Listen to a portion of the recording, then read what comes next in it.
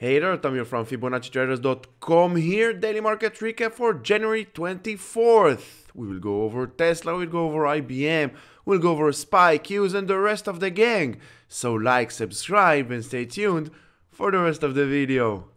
SPY closed the day, we can say on zero, not much of a movement, but if we zoom in, we can clearly see we open with a gap up, moved sideways between two Fibonacci levels, between the 488.70 and the yellow zone, the 486.50, until the last hour of the day. Then we broke below, inside this yellow zone and closed the gap. This is why we always say, once you see a gap, prepare yourself, because more than 85-90% chance this gap will get filled. QQQ also opened the day with a massive gap up towards the 430, but as the day went through, slowly, Qs went down, but we still have the gap at the 423. In my opinion, tomorrow this gap will get filled inside this yellow zone, and then we will meet 422 and 420. This is only my observation. Everything is for educational purposes only. Nothing that you see and hear here on my videos is a financial advice. Nothing here is a financial advice. IWM moving sideways, stuck between the 199 and the 194 to the downside. Two Fibonacci levels holding a support, resistance. Let's see, we have a gap at the 193. This gap needs to get filled, maybe another touch on this trend line, and then back up, breaking below. We have all the levels to the downside. We have the 190, 187, and then to the red area. SOXX, 1.5% to the upside, but it was much higher during the day. Zoom in, zoom out, then you will get a better point of view on price action. High of the day was the 624, struggled, and then slowly went back down, and this is what created the daily doji. 3 consecutive dojis on the SOXX. We need some kind of a pullback. Will be very healthy.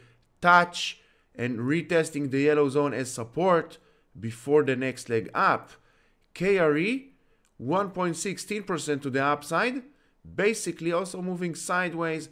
51, the yellow zone is holding a support. 52.80 is the resistance. Long continuation above the 52.80 towards 53 and 55.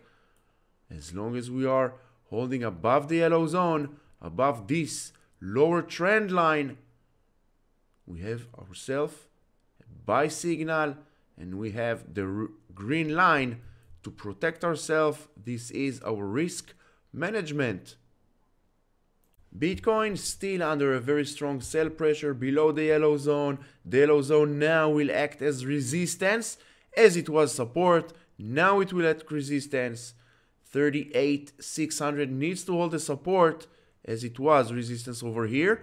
Breaking below, we will see the 37,200, and then 35,400 to the downside. Ethereum, same thing, under a sell pressure, broke below the trend channel, broke below the yellow zone. The yellow zone was a very tough resistance over here, broke above, failed to hold the support. So now once again this yellow zone will act as a very tough resistance. 2165 on Ethereum needs to hold, otherwise we will see 2040 and 1880 back to the downside. Crude oil broke above this trend line, now struggling with the 75. I want to see a weekly close above the 75. We have a double bottom, multi-bottom scenario of the 70 area. Weekly close above it, and we will see 79 and 85 to the upside. Of course, only my opinion. Natural gas, as you can see, this is why I always say we have the yellow zone. The yellow zone is a very important area of support and resistance, according to the FTI version 4. Let's see. As long as we are below a sell signal, sell pressure, below the yellow zone, no longer an NG1, downtrend until proven otherwise. Before we proceed, please hit the like, subscribe, don't forget to hit that bell because we are going live every day, 8:30 a.m. Eastern Time. Pre-market preparations, you're more than welcome. Q&A, charts, preparing together for a new trading day. Tesla post earnings going down 8% towards the 196.8 is a Fibonacci number.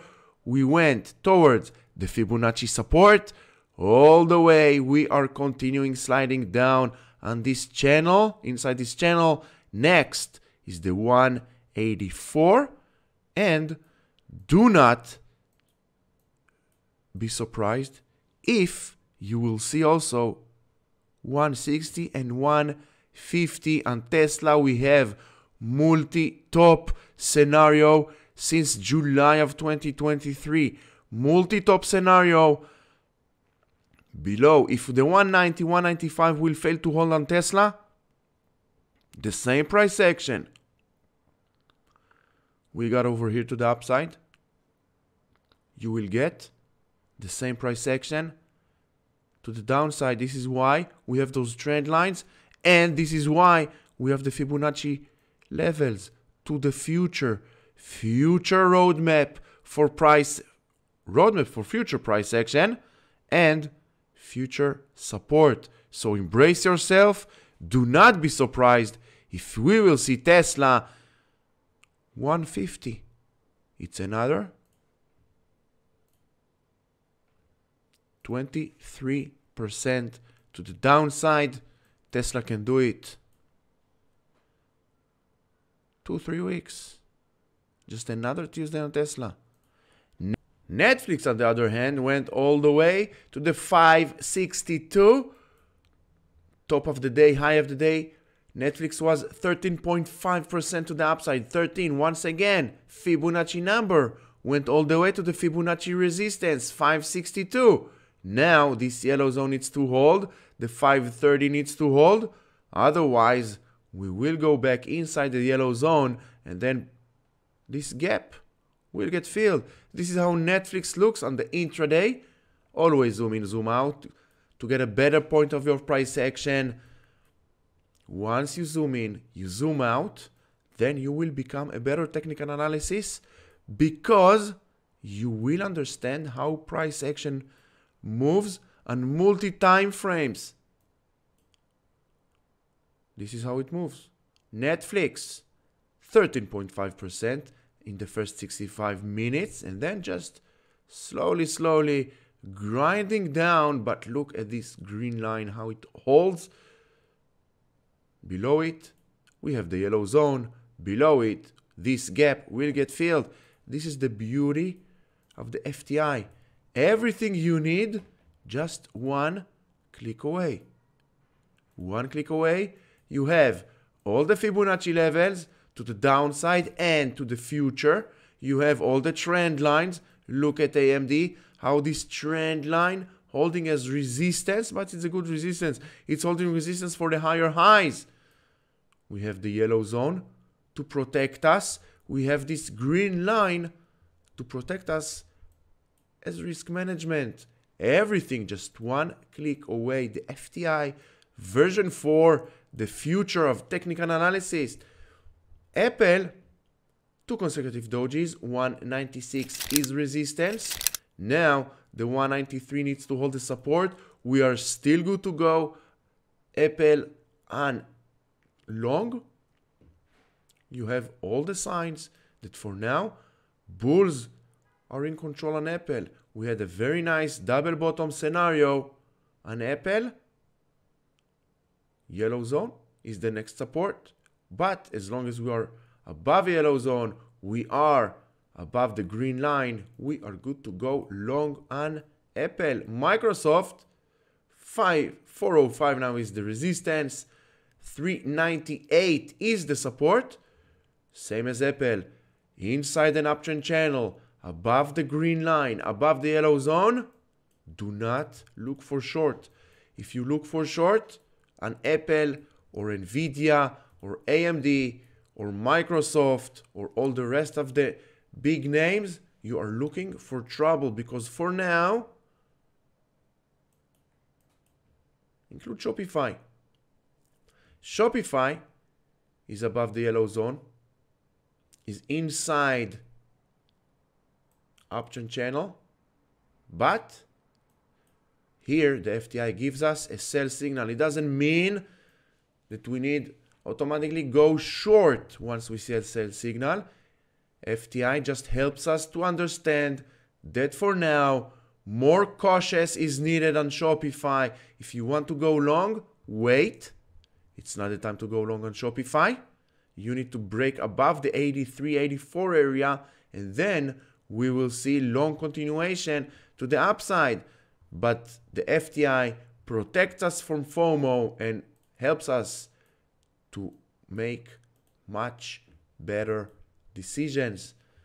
Amazon above the yellow zone, inside uptrend channel, above the buy, above the green line, all good on Meta, on Amazon. Meta, Doji, broke above an uptrend channel.